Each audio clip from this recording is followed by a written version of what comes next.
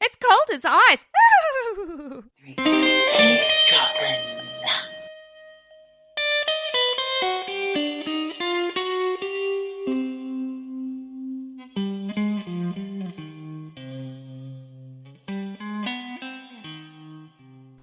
Oh, Michellerita.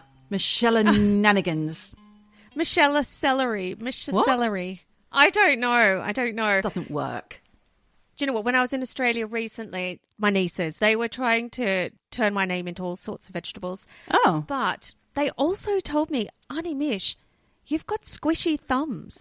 What does that mean? Well, apparently, if you press the skin on my thumb and it dents, it doesn't bounce back very quickly. Did you say that's a sign of aging, dear? I said, that's a sign of someone with high intellect. And I've got moldable knuckles. Oh. Oh, I know what you mean. My grandma had those, and my mum's got them as well. You can pinch much the skin. skin on the knuckle Yes. and you can put it into shapes. And that's what I used to enjoy doing with my grandma's hands when I was a young girl. Granny hands.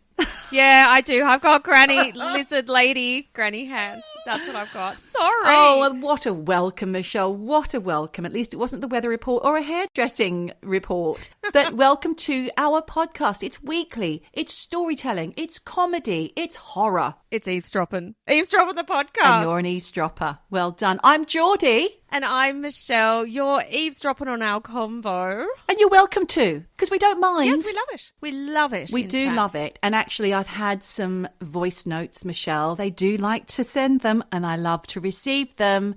I get some on the Instagram page, and you get them on the webs, on the, the emails sometimes, do you? Well, actually, we get some notes. We had one from our lovely white witch, Safka. Oh, yeah. Who sent a link to a video with, oh my God, the chips! Oh my goodness, the chips! Exactly. Yes. I didn't watch that, but I do plan to, because in the same week that Safka, who's an Australian, sent that in to us, because we're all Aussie expats, aren't we? Except for Safka, she lives in Australia. We've got another expat listener who lives in Berlin. Her name is Libby. She sent me the video for It's Cold as Ice. Do you remember that? It was a 70s, 80s advert. It's cold as ice. Yes. Was it 4711 or one of those colognes? No, it was called ice. Ice. It was ice cologne. Chlorine. And so you'd buy it, a cologne. You'd buy the cologne, and if you were really hot, you'd just pop it on, and then Keep all it of in a the sudden fridge. it had a cooling effect. It must have had like menthol or something in it. Do you keep it in the fridge? I think so as well. What was in that shit? Oh, fuck knows. But you just spray it on, and it makes your skin cold. I thought you dabbed it on. I thought that was a dabbing perfume, not a spraying. You could have a dab. You could have a dib-a-dab as well. And it was unisex as well. So let's put those up on our Patreon for the lovely patrons to have a look at. Oh, that's a wonderful idea. Yes. If you're not a patron, then you'll just have to miss out. I'm so sorry. But how do you become one? Well, you can go to Patreon/eavesdroppin, that. no G. Yeah, just do it. Yeah. You can sign up for as little or as much as you want. Exactly. We do have some generous ones out there. Thank you, beacons. Yes. You can even do things like just a couple of bucks a month.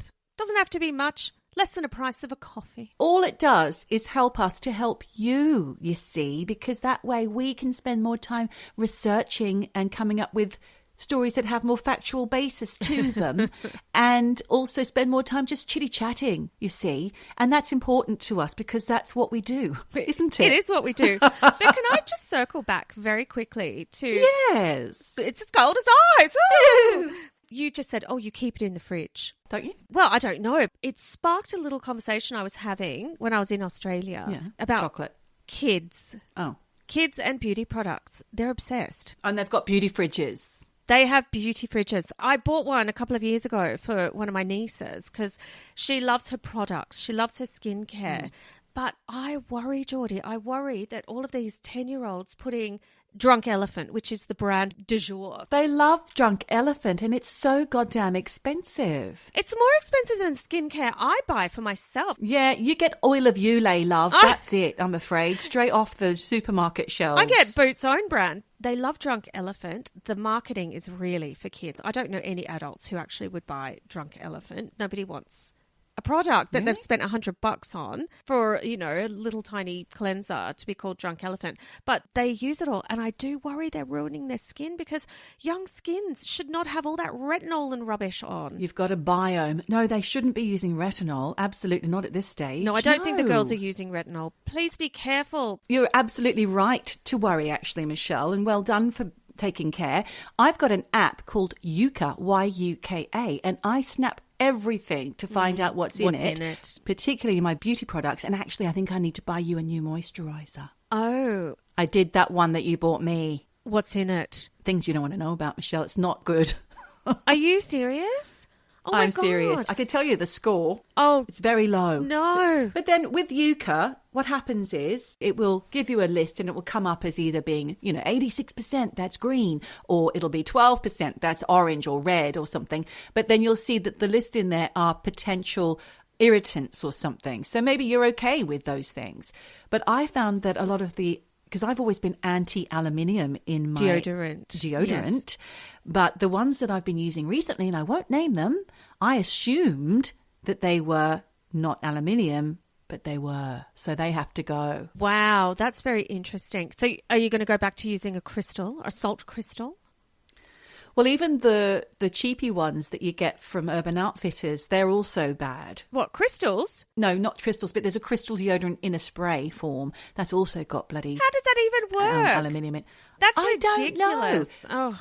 Never mind. Don't worry your little brain about how it works, Michelle. It doesn't matter. It's magic. It's like aeroplanes. Magic. Well, do you know what? I also think what's magic, and sorry if this is going to gross out the male listeners, period pants. They're a new thing. Yeah. Wow, I don't know that I would want that, but apparently they work. I know a lot of young folks, young ladies who enjoy using them. Wouldn't use anything else. Wouldn't use a tampon. No thank you to tampons, they say. Well, do you know what? It's probably environmentally better, to be honest. Yes, to rewash. Absolutely. Good for you. I just wanted to have a little television corner, Michelle, because we have had... As requested by us to our listeners, our eavesdroppers, we've said, what are you watching, guys? Tell us. We need to know. Well, I did mention that our lovely Charlene, the chappie who writes in a lot, which is great. And we love that, Charlene. Please keep doing it. She told me about one for us English lot who have access to Channel 4. It was called Imposter, the Man Who Came Back from the Dead. I watched that, and I also watched The Jinx Season 2. Well, I haven't watched it, but I've heard all about it because I didn't know that Robert Durst was dead. Is he? He's dead. Since when? I thought he died. Oh, spoiler. That didn't happen in the second series.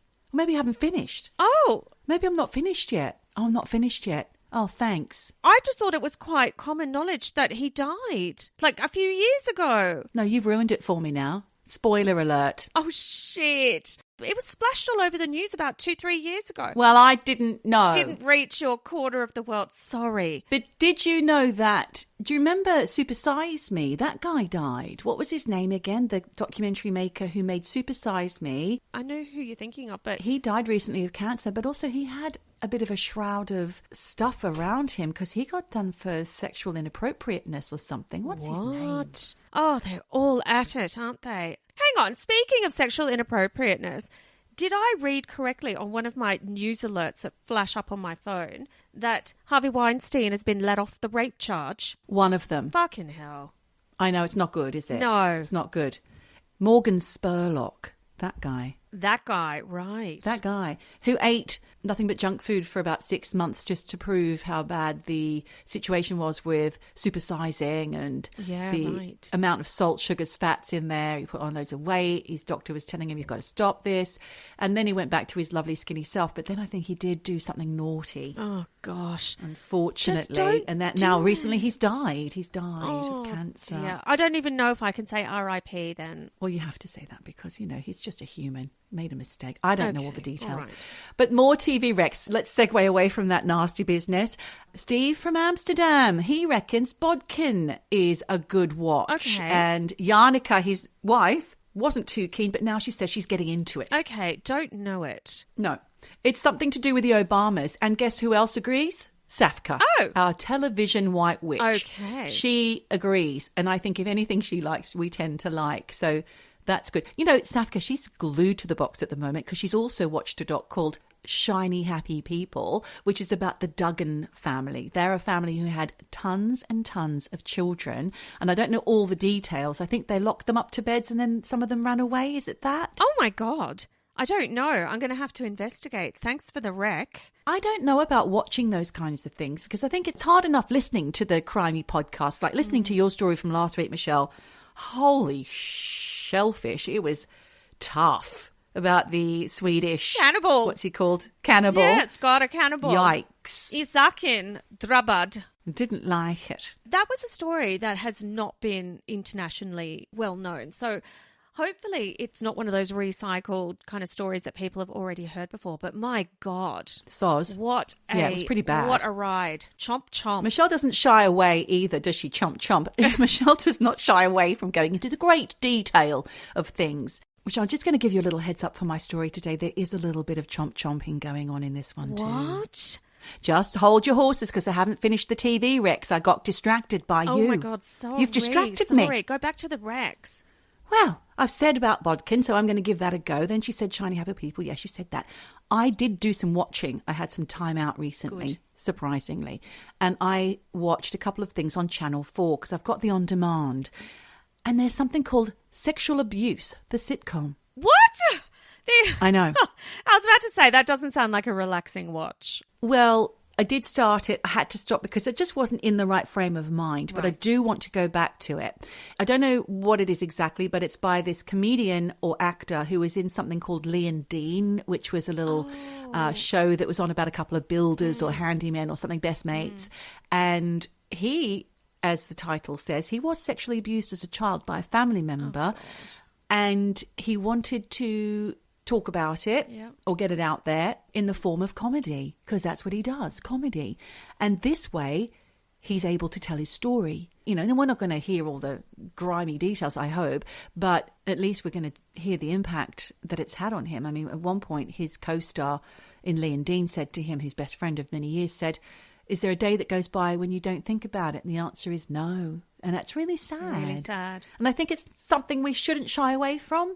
So therefore, I'm going to give that another go. It's a little bit Baby Reindeer. Well, yeah. It was black comedy, but he found a way to talk about the fucked up things that happened to him. People are plumbing the depths of their own experience, the good, the bad, the ugly, the shameful, everything. And I think that is a good thing for our evolution, if you like. Evolution. Our emotional evolution. It's tough because how much of that do you really want in your life? Well, people need to process it, and maybe it's touched other people and they haven't told anyone or they haven't got an outlet for it. So I think it's there if you want it. If you don't want it, don't get it. Don't access it.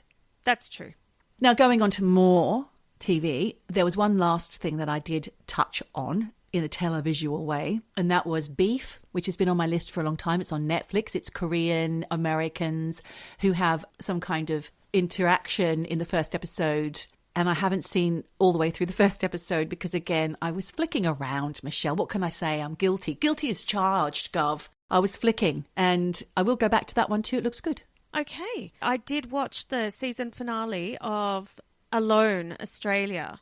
Oh, okay. You're doing that one. Well, it's done. Oh, it's done. Finished. It's done. It's over. So there's no spoilers. And if you don't know who won, well, you should have bloody known by now. Yeah, it's very interesting season. Not as fun and quirky as season one, I will say. But, you know, to have those survival skills out there. They're very handy, aren't they? And those bloody midges, my God. That would have sent me home straight away. Where were they? In Australia? No, they sent them to New Zealand this time. It snowed. There were midges. You know, there was no food. It was tough. It ain't no desert island. It ain't no desert island disc. And I was saying to Andrea, oh, I could do that. But actually, sure. No, you couldn't. I don't think I could. There'd be a lot of tears. I just want to go home. There'd be a lot of mental breakdowns. It's funny. We talk a lot about psychological stuff on this podcast. And when you're alone for that long and you have to just basically survive and you're there with your thoughts, and you're focused on food and shelter and fire and all of those sorts of things, but you're also alone with your thoughts. And a lot of psychological stuff did come out. There was one lady, Tamika, who basically came to the realization that she had been living with PTSD, unknowingly living with PTSD from the stuff that she'd done and witnessed when she was a police officer in Australia. Gosh. And it was very harrowing, actually. Wow. I might actually watch that then. Yeah, I would really recommend it. I mean, it's like slow TV. Yeah. You have to be prepared that it's not bam, bam, bam. Like, it's slow TV. But once you get into the pace of what it is, yeah, I really enjoyed it. It's very relaxing after a night at the restaurant. Lovely. Well, don't forget, listeners, dear listeners, did we introduce ourselves? I'm Geordie. I don't know, but I'm Michelle. Have we just totally forgotten? Maybe. If we've already introduced ourselves. Apologies. Sorry, but we'll remind you again. I'm Michelle. Geordie, Michelle. Yeah, I'm this one. She's that one. Yep. Eavesdroppin. Just what I was going to say was, regarding the television recommendations, if you want access to a list, Michelle links them up every time we do an episode on our Patreon. And I think you have to pop along there and pop a little coin in our box and view that there. We are also going to have a corner there where we can have people writing in, talking, whatever. We haven't managed to do it yet, but it's coming. It's coming. We're very busy women with a lot on our plate. Very, very busy. Thank God we're not cannibals with a little chomp on a plate. It's coming. It's coming, guys. Bear with us. Hang in there with us. Hang in there. And one last thing, Listener's Choice, British Podcast Awards. The information will be in the episode notes for this episode if we have that information yet. Otherwise, please go onto our social media to find out how to do it. We need you vote. We need you to vote. We need your friends to vote. We need your mum to vote. We need your dad to vote. We need your dad's boyfriend to vote. We need the butcher. We need the baker. We need the postie. I don't know if there's candlesticks. Yeah, the posties are going to be voting. Postie, Dan, hello. We need your vote, Dan. Pick up your pen and paper, Dan, and vote. I thought you were going to say pick up your panties and go, Dan. Pick up your panties and come on over to my house and deliver some mail, and then you can go and vote. Yes, exactly. Forget about the other big vote that's coming up soon in this country. We've got a massive one coming. General election. I bloody hope it does something right over there because I doubt it. There's not very many choices, I'm afraid. No. They've gotten rid of all the good politicians. Yeah, we need the pound to increase. We need the property market to strengthen. We need all of it. We need it all. www.eavesdroppinpodcast.com. Hello at eavesdroppinpodcast.com. Email us your story. Share, like, all of that. Follow our social media. Like, subscribe. Instagram and Facebook. Yep, you know what you at do. eavesdroppin_. You got that right. Eavesdroppin. With a G. Yep. Well, listen, talking about Chomp Chomp and talking about television and movies, and obviously a lot of you have been sending in also recommendations for my children to watch with me, things that I might enjoy, that they might enjoy. And of course, nice. You know, a few weeks ago we watched Jaws. Well, we had to watch it again because a different child wanted to watch it. She found out that we'd watched it without her. She was beside herself. So we had to pop it on again. And happily, the youngest one did sit through it because he loves it so much, and I don't understand why. And she loved it as well. They both bloody love it. And on my second recent watch, I started to think about some of the things in that film that I thought were ridiculous. For example, the shark attacking in only a few feet of water. I thought, oh, come on. It's not going to come right up. He's out in the sea. He's in the deep sea hunting tuna. Why is he going to come up and eat little boys on lilos and things? Spoiler, sorry if you haven't seen Jaws. But Richard Dreyfuss's character, Hooper, who is the shark expert, confirms this. And I just thought, is that artistic license? So off I went for a little Google to find out. And what did come up, Michelle, was the fact that Jaws, which was written by a man called Peter Benchley, I think, it was actually based on a series of deadly shark attacks that really did happen along the coast of New Jersey in the United States in 1916. Oh, my God. Okay. I thought it was going to be a little bit more modern. That's over 100 years old. I know. And true to the movie, they did happen between July 1st and July 12th. So it was over that all-important July 1st weekend. So it affected the swimmers and all the hordes of people who rushed to their beaches in New Jersey and all along that kind of coastline. Jersey Shore. Jersey Shores, exactly. And there were 4 people killed during that time and 1 critically injured. Wow. So what had happened was, I'm going to tell you a little bit about it before I launch into my other story. There had been a deadly summer heatwave that year in 1916. And in addition to a polio epidemic, we think we've got it bad, guys. Polio, that sucks. In the United States, this epidemic was happening. The heatwave sent all the people to the resorts, like you said, of Jersey Shore in their thousands. And experts believe it may have been more than one great big angry vengeful shark. Yeah, maybe. And it could have been a great white like it was in Jaws, or it could have been a bull shark. Bull shark. So obviously there was a wave of panic leading to hunting the sharks and trying to eradicate the population of man-eaters, because that's what we do, isn't it? We freak out and we protect ourselves and we go nuts.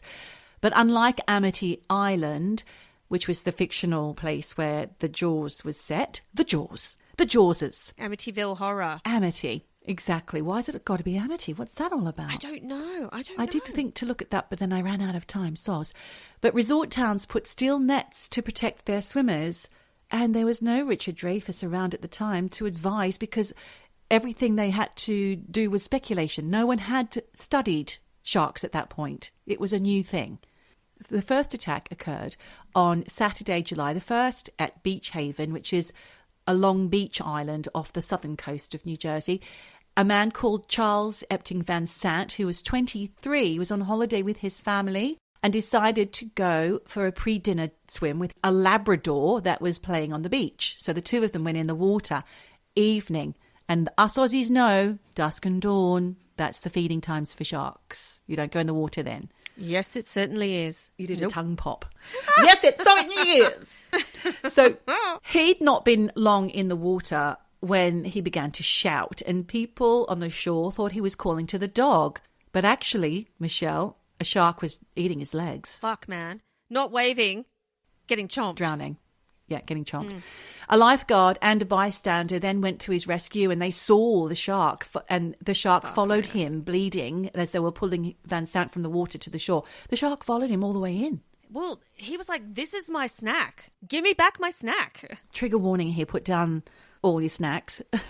Put down the snacks and the juice now, because Van Sant's left thigh was stripped of its flesh and he bled to death on the manager's desk of the hotel where his family was staying. How sad is that? It really is awful. So despite this, beaches along the Jersey Shore remained open, and Roy Scheider's police chief, Martin Brody, would feel their pain because he was desperately trying to get those beaches shut. Shut down, yeah. My kids thought that he looked like their dad. Oh. In profile. Interesting. Maybe that's why I found him slightly attractive. Mildly attractive. You look mildly like my husband. Mildly attractive. It must be because you look like my husband. I find him mildly attractive as well. So sharks in the interim were being spotted off the coast of New Jersey, and then came the second attack, July 6th, 1916, at a different resort in New Jersey. It was 45 miles or 72 kilometres north of the first. Fair enough that beach was open. You think? Because you would think it's 75k. Yeah, I suppose it is a stretch, isn't it? It's not close vicinity. So I can understand why that beach... It's about an hour away, isn't it? Probably in those days longer. But then for a shark, they don't have to navigate roads and things. It's probably not that hard for it to get up and down if it is the same shark or if it's a different shark. But never mind about that, because this guy, he's Swiss, and he's 27, Charles Bruder, attacked while swimming 130 yards or 120 metres from the shore. This shark bit his abdomen and severed his legs. Sorry. His screams alerted a woman who told the lifeguard as the water turned red. They assumed it was an upturned canoe with a red hull. What? Again, they didn't know it was a shark. God.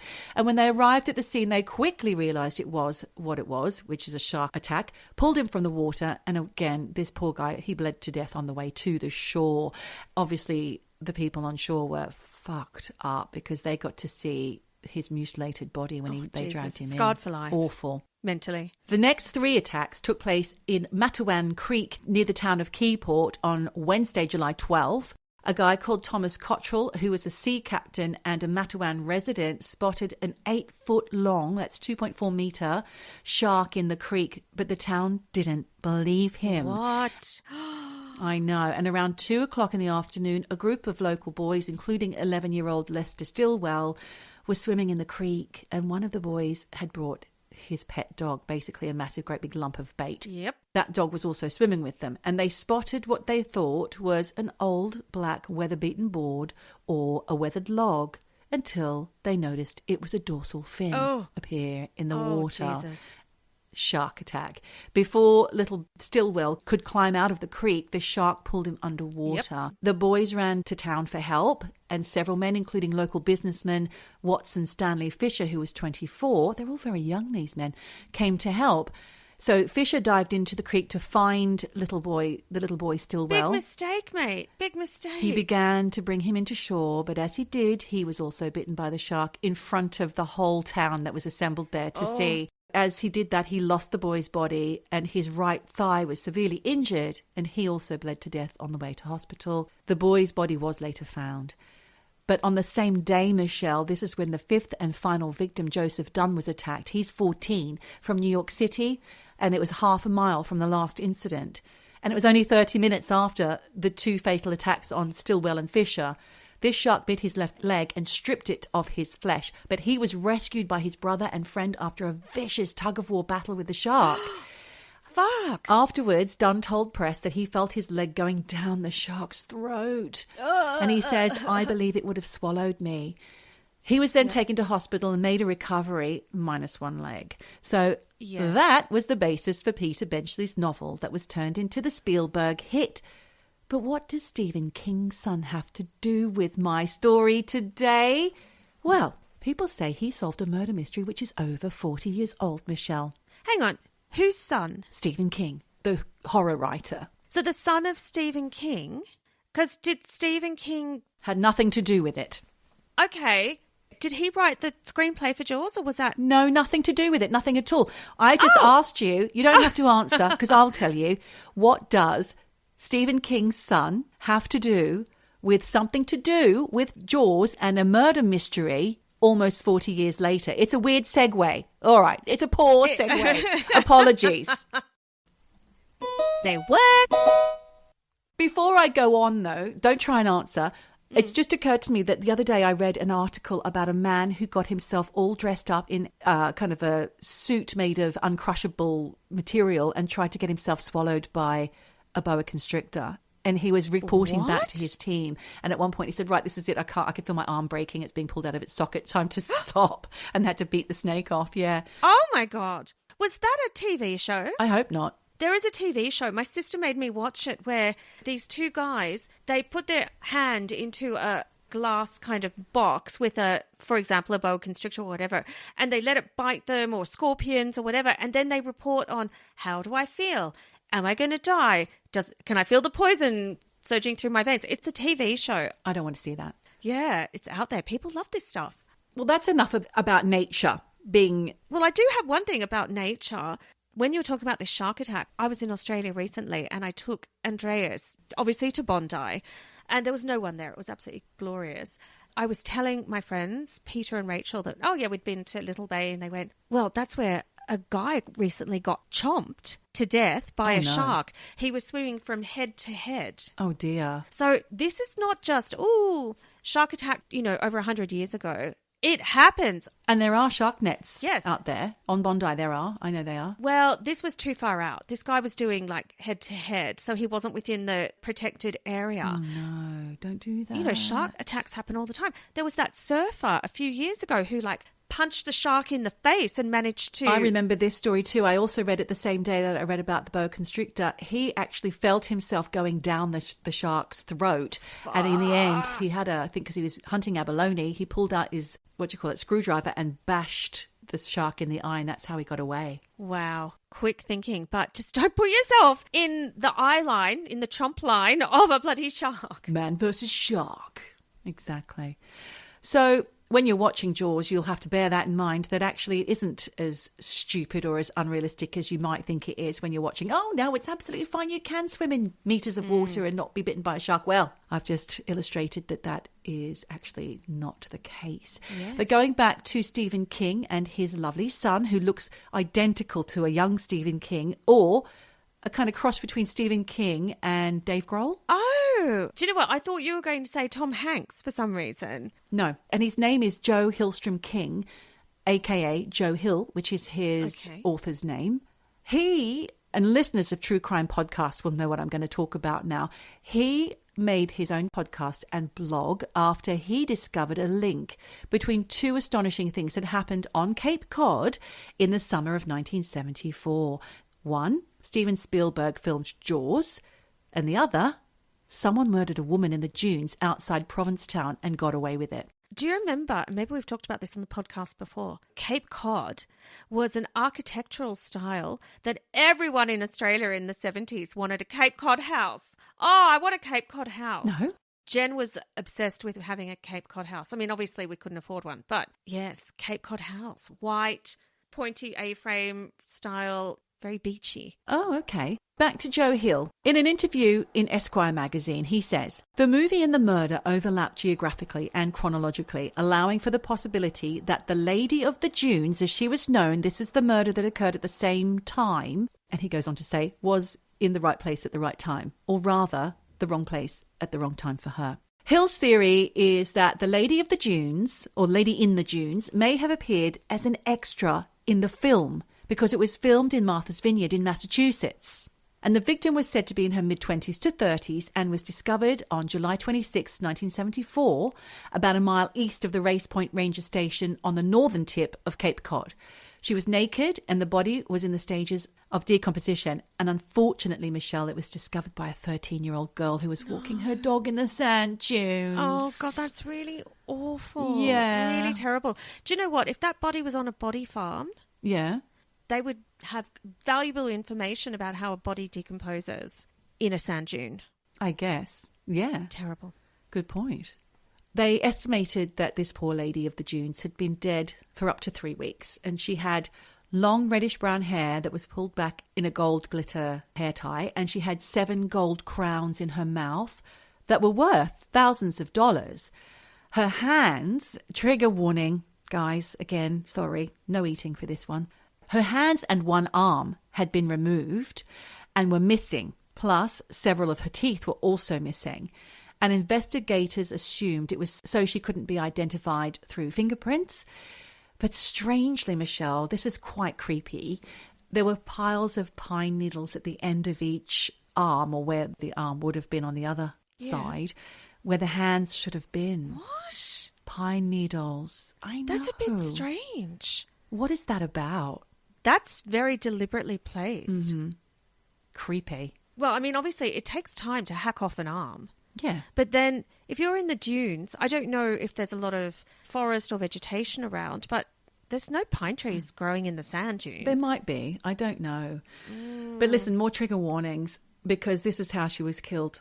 One side of her skull had been crushed, possibly with a tool, which was the cause of her death, and she was practically decapitated, possibly from strangulation. There were also signs of sexual assault, likely after death, very similar to your horrid story last week. So I apologise, listeners, for going off about how Michelle was so gruesome. And then you go and do it. And I've just brought the same thing. I know. And actually a very similar MO. Mm-hmm. Sex after death and all of this horrible nastiness. Terrible, terrible stuff. The body was found lying on a beach towel, and it looked as if she'd been sharing it with a companion, according to the Provincetown Police Department. Her head was resting on a pair of folded Wrangler jeans, which were folded up like a pillow. And hers? I think they were hers, yeah. And along with a blue bandana, which was also similar to an outfit that was worn by an extra in the ferry scene in Jaws. And this is how Joe Hill made the connection. Okay. One moment, please. What's that you say? Just need to look at my notes. Your notes? Whoever was responsible for this murder had left her body just a few dozen feet from the sand roads where people usually come to explore the coast. So it wasn't in the middle of nowhere, Mish. The area was marked with blood, but authorities suspected that the lady had been killed somewhere else days earlier, if not weeks, and then posed by her killer. Right. That's fucked up.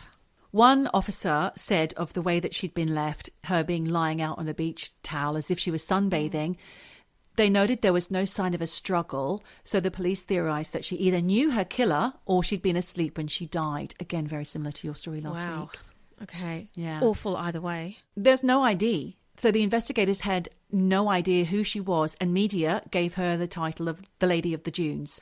They worked out that she weighed around 68 kilos, stood around 5'6", between 5'6" and 5'8" maybe tall, and she was in her 20s.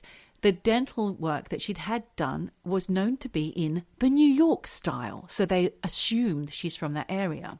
And despite advancements of DNA technology, her name and her killer were not confirmed at the time of this story that I had been reading, which was in 2018. Okay. Give me a moment to find my place. So the lady's death remained a mystery. Well, it did. I have some news at the end of this story. Oh my God. I'm so excited. The theories, though, were all awash. Of course, of course. Everyone wanted to weigh in on... Exactly. And the biggest theory of all was that it was to do with the notorious mob boss and FBI informant Whitey Bulger. Oh, I wasn't expecting that. No, I know. That's kind of out of left field, isn't it? But Hill's theory emerged after he watched the film Jaws with his two teenagers and spotted a moment about 54 minutes and 2 seconds into the film where there's a crowd sequence set on the 4th of July. And he noticed this fit young-looking woman with brunette hair wearing a blue bandana. She was an extra in the scene with a startling resemblance to a composite sketch of the victim, because they did some reconstructions and some composite sketches, which you can see they're out there. Now, can I just say, Stephen King's son, Joe Hill, just happened To go to the movies. to remember a composite sketch of someone he'd seen from a missing persons case. Like photographic memory or what? Well, maybe it was on his mind. Maybe he has a photographic memory because he is Stephen King's son. Yes, could be. He could be half alien. So Hill wondered, what if the young murder victim no one has ever been able to identify has been seen by hundreds of millions of people in a beloved summer classic, and they didn't even know they were looking at her? Wow. In plain sight. In plain sight. He also noted that 6 other women wore blue bandanas in the following sequence of that movie. Okay. So it was a popular look of the summer of 74. So from his blog, he has written the following. It is impossible to say with complete precision when they filmed the July 4th crowd arrived sequence where this shot appears. But we know it was almost certainly shot in June because they filmed all the on-island scenes they could early. The water was too cold for swimming, and the malfunctioning shark wasn't ready for the at-sea material until late July. We also know the Lady of the Dunes was alive in June, and that the filming of Jaws was a big deal locally. Lots of folks turned up to try and get a peek at the stars or the shark, or to see if they could sneak into a shot. Back in the days when you could do that. Exactly. Hi, Mum! Waving from the beach. Hill's theory went viral after it was featured on a Wondery podcast called Inside Jaws, and also it appeared in a 2015 Vice interview. According to his blog post, he talked to an FBI agent that he knew about the idea, and the agent said to him it didn't seem so crazy after all. It might have legs, unlike some of the shark's victims. Sorry. Boom. Sorry. I couldn't resist. Weirder ideas, said the FBI guy. Weirder ideas have cracked cold cases, so why not? Let's look into it, he said. Yeah. But then a writer from Entertainment Weekly got involved and offered to help track down the name of the extra, which, if she were alive, could rule out this theory of Hill's. Of course. Yes. There are ways of finding out. People put your thinking caps on, and they did that. Well done. So what happened? How did they do it? How did they find her? I mean, look, there's Facebook, there's Instagram, there's all sorts of things out there that didn't exist back in the day. Well, they went looking for the casting director who was called Shari, like one of our best listeners, Shari Rhodes. But unfortunately, she died in 2009 and they couldn't find the information or the list of the extras' names. And often I don't think you even have all the names for a crowd scene like that. I don't think everybody goes through the casting director. They might go through their underlings, you know. I think these days you would have that list because everyone has to be... For health and safety, I suppose you'd have to have all that info. There are extras companies and you have to be registered, and so they would have a list. But back then it was probably a bit loose. Yeah, it was probably a bit loose because I remember when A Place at the Coast was filmed in Bateman's Bay and my brother got that big part, and it was very loosey-goosey back then. Anyway, lead investigator on the case, Detective Meredith K. Lober of the Provincetown Police Department, is determined to find the name of both the victim and the killer. Mm-hmm. And over the years, authorities have exhumed the lady's remains twice as DNA technology has progressed, and reconstructions have been done to try and capture what she looked like, which I said before she was murdered. Then there were the other leads that followed the mob ties, including motorcycle gangs, and even psychics have gotten involved, Michelle, just purely out of desperation. Still no joy. Well, there is, of course, if they've got any DNA information, there's 23andMe. Well, exactly. Well, they must have used that at some point, but they also used ground-penetrating radar to eke out any more clues underneath the sand dunes, because obviously, wind will shift those sands. Yep. There might be more clues underneath, but there was nothing under there. Nothing, not even a minor clue. It's like Lynn Dawson and the pool, using all the tech and then only to find nothing. Exactly. But then there was a confession. What? Michelle, by a murderer. Yes. A murderer from Maryland confessed about 20 years post-murder, but the police didn't believe him and his story didn't add up. So I searched the internet to ask, why wasn't the Lady of the Dunes ever reported missing? Yes. Well, a Reddit post popped up. That is a great question. Someone somewhere must be thinking, where's my daughter? Well, I know now. What happened? Because when I searched Reddit, yes, there's a post from 2022 that popped up saying, the Lady of the Dunes has been identified! ! Wow. Okay. I'm on the edge of my seat, literally. Well, you just mentioned 22 and 23andMe, mm-hmm. and using that form of investigative genealogy, a breakthrough was finally made and she was given a name after nearly 50 years. Oh, her name God. was Ruth Marie Terry and she was from Tennessee. And investigators believe that she did have ties to California, Massachusetts, and Michigan. What's known about Ruth is that she was born to a poor family in Tennessee and her mother died aged 23. So therefore, there's no one saying, where's my daughter? Right. She briefly married and then moved to Michigan to work at a car plant. She had a bit of a rough life, poor old Ruth. And during that time, she had a baby out of wedlock who she gave up for adoption, was a little boy, to her boss before moving to California, because you could do that in those days. By 1972, though, and this is really sad, so she dies in 1974, as we know, but in 1972, she attempted to reconnect with him, but he wasn't ready because he had just recovered from a drug overdose that left him in a coma for 18 days. Oh, my God. So she never got to meet her son, unfortunately. Oh, gosh. But in 1974, she married Guy Rockwell Moldavan, who was an antiques dealer. And on a visit back to her home in Tennessee, family noticed she appeared to be under duress. And it's believed, well, they believed, she was in a coercive relationship with this guy. Before they left, family remembers that they were both saying they were off to tour the country in search of antiques, and they were starting in Massachusetts. In late summer of 1974, Moldavan returned to Tennessee to tell Ruth's family that she'd gone missing from the couple's California home, and he didn't know where she was. Oh, shit. Mm-hmm. So at this point, her brother, James, he travelled to California. He's not taking Moldavan's word for it. But has it been reported to the police or anyone, or just, hey, to the family? I think all he did was go and tell the family. So this is when James Terry then travelled to California. He hired a private investigator who told James that all her stuff had been sold and that she'd left the state of her own will after becoming involved with a religious cult. What? And I don't know how he found that information out.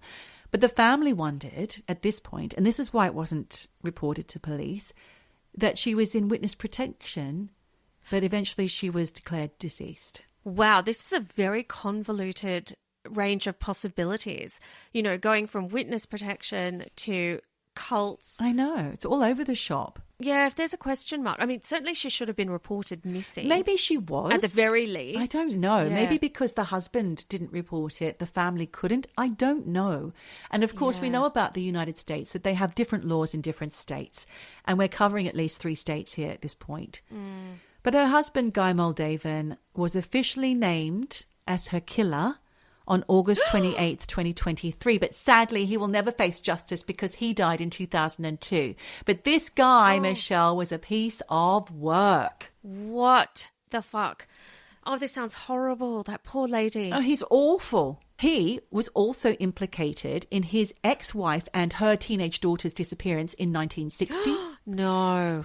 At some point, he was convicted and had a suspended sentence for defrauding his second wife's family. Fucking hell. Of money. So he's already like going through the wives. Yes. In fact, he'd been married 3 times by the time he met Ruth. So do you think he's a bit of a scammer, a bit of a player? He knows He's how to rotten. get these women on board and then use, abuse, kill. He's absolutely rotten because he was also the prime suspect in the murder of a young couple. What? He's got form. And he's obviously known to authorities because he's been investigated and suspicion around him for various things. But Yeah. this is back in the day where, and even to a certain point now, all of those states, they're not joined up in terms of their policing and records and all of that kind of stuff. So you can just disappear and start afresh. And a lot of these killers did. They just went state to state. Absolutely. And obviously this guy, he sounds like people that we've looked into before. So he was doing all sorts of weird jobs and stuff. Like he went to the American Academy of Dramatic Arts in New York. He was disqualified from active service in the military during World War II due to a mastoid infection, whatever that is. What? What? He had a swollen tit. Is that what it is? I don't know. Mastoid. Am I just making that up? I don't know. But he also worked as a DJ. He was married to a woman called Joellen first. Luckily for her, they just divorced. But then 2 years later, he married this lady called Manzanita. And like I said, she'd had a daughter, Dolores, aged 18. And they both went missing in Seattle on April Fool's Day in 1960. And he was the prime suspect. He was actually arrested and charged with unlawful flight. He fled the state in order not to give testimonies about their disappearance, I suppose. Yeah, because he's guilty. He married another lady, Evelyn, and that's who he faced the larceny charges with because he swindled their family out of $10,000. And this was around the same time as his second wife went missing, weirdly enough. So this is his third wife he's on to. He was convicted and sentenced to 15 years in prison, but that was suspended. So this guy was just told he had to repay the money and then move on. He's just looking for his next victim, isn't he? He's a swindler and a killer. Interestingly enough, true crime writer Anne Rule, who did a book on Ted Bundy, she worked with him, didn't she, I think? She had a book in 2007 called Smoke, Mirrors and Murder, and he was mentioned in connection with the Ryan Man's disappearances, whatever that is. That's when investigators found dismembered human body parts in his septic tank, but they were unable to prove they were from these 2 women who must have been Ryan Man's, the 2 women who went missing. Oh my God. I know. He was never charged. He just keeps getting away with it because there's no bodies. Well, they found the bodies. They just couldn't pin it on him. If he's chopped them up and put them in a septic tank, they're not going to be recognisable. There's not going to be any DNA evidence left. He's gone anyway. He went in 2002 before they even figured out who she was, who his wife was. But Moldavan, like I said before, he was also the prime suspect in the murder of this guy called Henry Lawrence, or Red Baird, who was a 28-year-old bread truck driver, and also the disappearance of Barbara Jo Kelly, who was a 17-year-old waitress, in June 1950. So this is 10 years before he even got implicated in the second wife and her daughter's murders. This guy is a serial killer. He's a fucking serial killer. I believe he is. They were on a date and they did find Baird's body lying face down on the beach near Table Bluff, wherever that is. It's in California, the next morning. And he'd received a gunshot to the back of the head. And he was naked except for his shoes and socks. Barbara, the 17-year-old waitress who he was on a date with, her clothing was found carefully folded and tucked underneath the rest of his, with the exception of her shoes and stockings. No trace of Barbara was ever found, and she hadn't been seen or heard from since, so they assumed that Baird had kidnapped her. I mean, now it's looking very similar to what happened to poor Ruth. So I would say... She's dead. I mean, obviously. Of course she is, yeah. And he probably did bad things to her body. That's Yeah, why I he think wanted so. that body gone.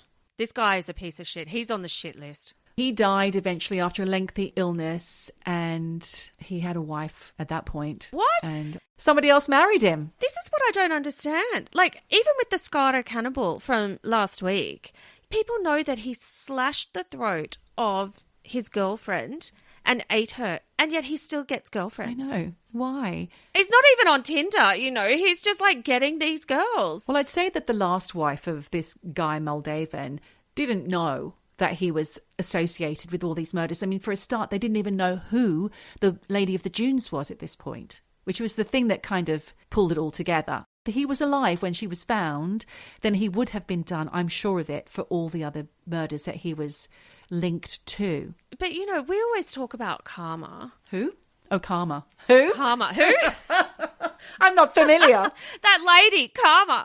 This guy, he's a serial killer who got away with it in his lifetime. Got away with it. Like, where's the fucking karma? Where's Yeah. the justice? I guess the lengthy illness wasn't very nice. Yeah, but is that really karma? Because that happens even to good people who ate vegetables their whole life. R.I.P. Linda McCartney.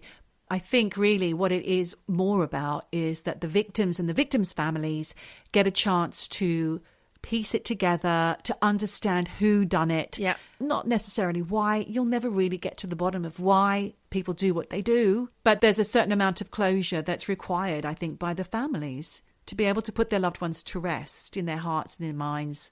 I really struggle with the term closure because I don't think these things are ever closed. I don't think you ever close a chapter or get closure. I think you just tie up some loose ends and maybe it gives you some kind of peace, but I don't think you ever really close something off. When there's something massive that is the question mark, like where are they, what happened to them, who did it, why, then there is a certain amount of closure required for that, I would say. Just ask anyone who has never seen their child again, who's gone missing, or, you know, they need to know. It's the not knowing that causes a lot of anguish. And of course, the knowing also causes a different kind of anguish, but it's layers, isn't it? It's layers of closure. It's layers of knowing and not knowing. I also think when something like that happens to you, and you get into a mental mindset of always thinking what happened, it creates neural pathways. And I think they're very hard to stop. It becomes the habit of thinking and those thought processes. And it is a habit to break that even with the knowledge you get, I'm not sure it ever breaks. I don't think those patterns ever break. I think you, like you say, that knowledge creates its own set of new thoughts and feelings and things to process when you find out what happened. So, yeah, I don't know this, the not knowing better than the knowing of the gruesome details. Well, there, but for the grace of God, Michelle, that we don't know either I'm of actually those touching things. wood. Touch the wood. Grip the wood. Grip it. Fuck. Yeah, me too. Oh, my God. Yeah, so there's a bit of a one-hander for you. From Jaws to the Lady of the Dunes to an unpunished, undiscovered serial killer. Fuck. Potentially. Yeah. Obviously, allegedly. The man's dead. I don't know if I'm allowed to say that. I don't know. What are the laws about slandering someone after they've died? Perhaps we should have looked them up before recording. Maybe before I said that guy's a piece of shit. Do we have any solicitors listening, any people of the law out there Please that write can in. inform us? Do write in. We need you. For sure. So Joe Hill was wrong, but it was a good idea. And it sparked a debate. It sparked a debate and it spawned a dozen podcasts and a few blog posts as well. So well done, Joe. That was a great thing. And you have to go and have a look at him and see what you think. Is he the love child of Stephen King? Obviously, yes, he is the child of Stephen King. And Dave Grohl. See what you think. I will have to look at that. I was astonished. Really? I mean, I'm guessing he's got quite a toothy grin then. I can't remember if I saw his teeth. But yes, you'll know what I mean when you look. All right, I will have a look. Is he handsome? Not for me, but you definitely see the Okay. Stephen King in him. Absolutely. Okay, with the little chubby cheeks and... Oh, he hasn't got chubby cheeks. Oh, I always remember Stephen King with his little chubby cheeks. Beard? It's a beard. Beardy chubby cheeks. Going back to something we talked about in the last episode. Yes. Where you were talking about LP. I found the song that she sang, and you will know it, Geordie. Will I? It's called Lost on You. No. That's Lost on Me. I'm going to sing a little bit just so you know, but I can't sing like her. Great. Here we go, listeners. She's got one of those really strong voices. Oh, oh, is it lost on you? Was it lost on you? You don't remember that? Still Lost on Me, no. Oh my God, it was worldwide massive hit. She's basically a one-hit wonder, but it was huge. Well, I'll look into that. Oh gosh, am I the only one that knew that song? Maybe. Let's find out. Let's find out. We'll be writing Listeners, write in. And if you can't quite get from my rendition the song I was trying to relay, yes, I'll post a link so you can hear the real version. Links ahoy over on the Patreon. Yes, the Patreon is full of wonderful little things. We were talking about Anna Nicole a few weeks ago. I put up all of those pictures of her Playboy covers and her guest ads. Oh. Stunning. Also, found a link to the first episode of her show, Anna Nicole Show, where you just see she's fucked from the second she gets on. So, yes, Patreon, full of lots of interesting titty bitties. Titty bitties. Get over there. Get your face in those titty bitties. Those itty bitty titties. Sorry. Oh, my God. And on that blonde bombshell, I think it's time for us to bid farewell for the week. We're wishing you a very happy week, people. I hope that you've had a giggle and probably a retch at the same time at all the descriptions of jaws and murders. I'm sorry. This is a true crime podcast sometimes, and it's what we have to do. It's our job. All right? Calm down. But it does just leave us with 3 things left to say. And that's wherever you are. Whatever you do, just keep eavesdropping. Eavesdropping, eavesdropping, eavesdropping, eavesdropping, eavesdropping, eavesdropping, eavesdropping,